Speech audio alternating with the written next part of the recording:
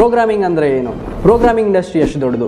ನೀವೇನಾದರೂ ಪ್ರೋಗ್ರಾಮಿಂಗ್ನ ಸ್ಟಾರ್ಟ್ ಮಾಡಬೇಕಂದ್ರೆ ಯಾವ ಲ್ಯಾಂಗ್ವೇಜ್ನ ಫಸ್ಟ್ ಕಲಿಬೇಕು? ಫ್ರೀ ರಿಸೋರ್ಸಸ್ನ ಯೂಸ್ ಮಾಡಿಕೊಂಡು ನಿಮ್ಮ ಕೋಡಿಂಗ್ ಜರ್ನಿನ ಹೇಗೆ ಕಿಕ್ ಸ್ಟಾರ್ಟ್ ಮಾಡಬೇಕಂತ ಈ ವಿಡಿಯೋನಲ್ಲಿ ಹೇಳ್ತೀನಿ, ಕೊನೆ ತನಕ ನೋಡಿ. ನೀವು ಸ್ಕ್ರೋಲ್ ಮಾಡ್ತಾ ಇರೋ ಇನ್ಸ್ಟಾ ಅಥವಾ ಈ ವಿಡಿಯೋ ನೋಡ್ತಾ ಇರೋ ಯೂಟ್ಯೂಬ್ ಹೇಗೆ ವರ್ಕ್ ಆಗ್ತಿದೆ ಅಂದರೆ ಇಟ್ ಈಸ್ ಥ್ರೂ ಪ್ರೋಗ್ರಾಮಿಂಗ್. ನಾವು ಯಾವ ರೀತಿ ಕನ್ನಡ, ಹಿಂದಿ, ಇಂಗ್ಲೀಷ್ ಮಾತಾಡ್ತೀವಿ ಅದೇ ರೀತಿ ಪ್ರೋಗ್ರಾಮಿಂಗ್ನ ಯೂಸ್ ಮಾಡಿಕೊಂಡು ಕಂಪ್ಯೂಟರ್ಸ್ ಜೊತೆ ಕಮ್ಯುನಿಕೇಟ್ ಮಾಡ್ಬೋದು. ಪ್ರೋಗ್ರಾಮಿಂಗ್ ಸ್ಕಿಲ್ಸ್ಗೆ ಪ್ರತಿದಿನ ಡಿಮ್ಯಾಂಡ್ ಹೆಚ್ಚಾಗ್ತಾ ಇದೆ. ಜಗತ್ತಲ್ಲಿ 2,69,00,000 ಡೆವಲಪರ್ಸ್ ಇದ್ದಾರೆ. ಇಂಡಿಯಾ ಒಂದರಲ್ಲೇ 2024ರಲ್ಲಿ 80 ಲಕ್ಷ ಡೆವಲಪರ್ಸ್ ಇದ್ದರು. ಎಕ್ಸ್ಪರ್ಟ್ಸ್ ಹೇಳೋ ಪ್ರಕಾರ 2030ರಷ್ಟೊತ್ತಿಗೆ ಇಂಡಿಯಾ ಒಂದರಲ್ಲೇ 1,80,00,000 ಡೆವಲಪರ್ಸ್ ಇರ್ತಾರೆ. 2030ರಷ್ಟೊತ್ತಿಗೆ ಇದು $500 ಬಿಲಿಯನ್ ಆಗುತ್ತೆ.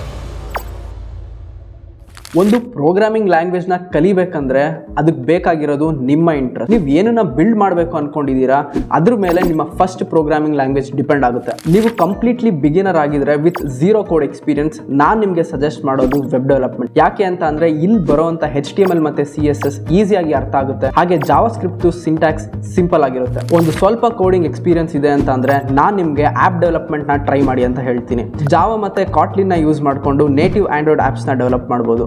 ಸ್ವಿಫ್ಟ್ನ ಯೂಸ್ ಮಾಡಿಕೊಂಡು iOS ಆ್ಯಪ್ಸ್ನ ಡೆವಲಪ್ ಮಾಡ್ಬೋದು. ಫ್ಲಟರ್ನ ಯೂಸ್ ಮಾಡಿಕೊಂಡು iOS ಮತ್ತು ಆಂಡ್ರಾಯ್ಡ್ ಎರಡಕ್ಕೂ ಬಿಲ್ಡ್ ಮಾಡ್ಬೋದು. ಹಾಗೆ ನೀವೇನಾದರೂ ಕಂಪ್ಲೀಟ್ ಬಿಗಿನರ್ ಆಗಿದ್ರೆ ಕೋಡಿಂಗ್ ಕಾಂಪ್ಲೆಕ್ಸ್ ಅನ್ಸ್ಬಾರ್ದು ಅಂತಂದ್ರೆ ಐ ವುಡ್ ಸಜೆಸ್ಟ್ ಪೈಥಾನ್. ಏನಕ್ಕಂದ್ರೆ ಇದು ಸಿಂಟ್ಯಾಕ್ಸ್ ಈಸಿ ಇರುತ್ತೆ, ಬಿಗಿನರ್ಸ್ಗೆ ಬೇಗ ಅರ್ಥ ಆಗುತ್ತೆ. ಪೈಥಾನ್ನ ನೀವು ಒಂದ್ಸಲ ಕಲ್ತಿದಾದ್ಮೇಲೆ ನಿಮಗೆ ತುಂಬಾ ಆಪ್ಷನ್ಸ್ ಇರುತ್ತೆ. ನಿಮಗೆ ಬ್ಯಾಕ್ ಎಂಡ್ ಡೆವಲಪ್ಮೆಂಟ್ ಕಡೆ ಹೋಗ್ಬೇಕಂತ ಅಂದ್ರೆ ಜಾಂಗೋ ಮತ್ತೆ ಫ್ಲಾಶ್ನ ಮಾಡ್ಬೋದು.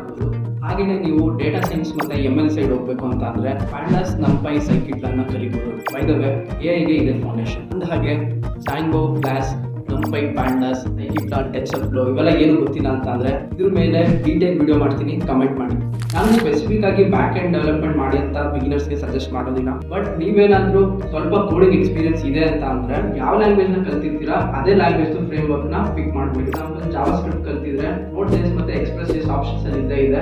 ಪೈಥಾನ್ ಕಲ್ತಿದ್ರೆ ಜಾಂಗೋ ಮತ್ತು ಫ್ಲಾಶ್ ಪಿಕ್ ಮಾಡ್ಬೋದು. ಕಂಪ್ಲೀಟ್ ಬಿಗಿನರ್ಸ್ಗೆ ನಾನು ಜಾವಾ ಸ್ಕ್ರಿಪ್ಟ್ ಮತ್ತು ಪೈಥಾನ್ನ ಸಜೆಸ್ಟ್ ಮಾಡ್ತೀನಿ. ಏನಕ್ಕಂದ್ರೆ ಇದು ಸಿಂಟ್ಯಾಕ್ಸ್ ಈಸಿ ಮತ್ತು ಬಿಗಿನರ್ಸ್ ಫ್ರೆಂಡ್ಲಿ ಇರುತ್ತೆ. ಈಗ ಬೇರೆ ಬೇರೆ ಲ್ಯಾಂಗ್ವೇಜಸ್ ಅಲ್ಲಿ ಪ್ರಿಂಟ್ ಸ್ಟೇಟ್ಮೆಂಟ್ ಎಕ್ಸಿಕ್ಯೂಟ್ ಆಗಿರೋ ಸಿಂಟ್ಯಾಕ್ಸ್ನ ನೋಡೋಣ ಬನ್ನಿ. Java, C++, JavaScript, Python. Finally most important part of the ವಿಡಿಯೋಗೆ ಬಂದಿದ್ದೀವಿ. ಫ್ರೀ ರಿಸೋರ್ಸಸ್ನ ಹೇಗೆ ಯೂಸ್ ಮಾಡ್ಕೋಬೇಕು ಅಂತ ನೋಡೋಣ ಬನ್ನಿ. ನಾನು ವೆಬ್ ಡೆವಲಪ್ಮೆಂಟ್ಗೆ ಕೋಡ್ ವಿತ್ ಹ್ಯಾರಿ ಅವ್ರದ್ದು ಸಿಗ್ಮಾ ವೆಬ್ ಡೆವಲಪ್ಮೆಂಟ್ ಕೋರ್ಸ್ನ ಸಜೆಸ್ಟ್ ಮಾಡ್ತೀನಿ. ಏನಕ್ಕಂದ್ರೆ ಇದರಲ್ಲಿ HTML, CSS ಜೊತೆ Next.js ಮತ್ತು React.js ಇದೆ. ಅದ್ರ ಜೊತೆಗೆ ದಿ ಓಡಿನ್ ಪ್ರಾಜೆಕ್ಟ್ ಅಂತ ವೆಬ್ಸೈಟ್ನ ನೀವು ಆಕ್ಸೆಸ್ ಮಾಡಿ HTML, CSS ಜೊತೆಗೆ ನೋಡ್ ಕೂಡ ಕಲಿಬೋದು. ಪೈಥಾನ್ಗೆ ನಾನು ಪ್ರೋಗ್ರಾಮಿಂಗ್ ವಿತ್ ಮಾಶ್ ಅವ್ರ ಯೂಟ್ಯೂಬ್ ಚಾನಲ್ನ ಯೂಸ್ ಮಾಡ್ಕೊಳಕ್ಕೆ ಹೇಳ್ತೀನಿ. ಅದ್ರ ಜೊತೆಗೆ ಕೋಡ್ ವಿತ್ ಹ್ಯಾರಿ ಅವ್ರದ್ದು 100 ಡೇಸ್ ಪೈಥಾನ್ ಚಾಲೆಂಜ್ನ ಕೂಡ ಯೂಸ್ ಮಾಡ್ಕೋಬಹುದು. ಫೈನಲಿ ಬ್ಯಾಕ್ ಎಂಡ್ ಡೆವಲಪ್ಮೆಂಟ್ ಬಗ್ಗೆ ಮಾತಾಡೋದಾದ್ರೆ ನೀವು ಫ್ರೀ ಕೋಡ್ ಕ್ಯಾಂಪ್ನ ಬೋತ್ ಜಾವಾ ಸ್ಕ್ರಿಪ್ಟ್ ಮತ್ತೆ ಪೈಥಾನ್ ಯೂಸ್ ಮಾಡ್ಕೋಬಹುದು. ಚಾಯರ್ ಕೋಡ್ ಯೂಟ್ಯೂಬ್ ಚಾನಲ್ನಲ್ಲಿ ಜಾವಾ ಸ್ಕ್ರಿಪ್ಟ್ ಮತ್ತೆ MongoDB ಎರಡನ್ನೂ ಹೇಳ್ಕೊಟ್ಟಿದ್ದಾರೆ, ಅದನ್ನು ಕೂಡ ಬಳಸ್ಕೋಬಹುದು. ನಾನು ಹೇಳಿರೋ ರಿಸೋರ್ಸಸ್ ಎಲ್ಲ ಡಿಸ್ಕ್ರಿಪ್ಷನ್ ಅಲ್ಲಿ ಇದೆ. ನಾನು ಬೇರೆಯವ್ರನ್ನ ಬಿಟ್ಟು ಇವ್ರನ್ನೇನಿಗೆ ಸಜೆಸ್ಟ್ ಮಾಡಿದ್ದೀನಿ ಅಂತಂದ್ರೆ ಇವ್ರು ಕಂಪ್ಲೀಟ್ ಸ್ಕ್ರಾಚ್ ಇಂದ ಹೇಳ್ಕೊಡ್ತಿದ್ದಾರೆ. ನಿಮ್ಗೇನಾದ್ರೂ ಈ ವಿಡಿಯೋ ಇಂದ ವ್ಯಾಲ್ಯೂ ಸಿಕ್ಕಿದೆ ಅಂತಂದ್ರೆ ಲೈಕ್ ಮತ್ತೆ ಸಬ್ಸ್ಕ್ರೈಬ್ ಆಗಿ, ಮತ್ತೆ ಈ ವಿಡಿಯೋ ಯಾರ್ಗೆ ಅವಶ್ಯಕತೆ ಇದೆ ಅವ್ರಿಗೆ ಶೇರ್ ಮಾಡಿ.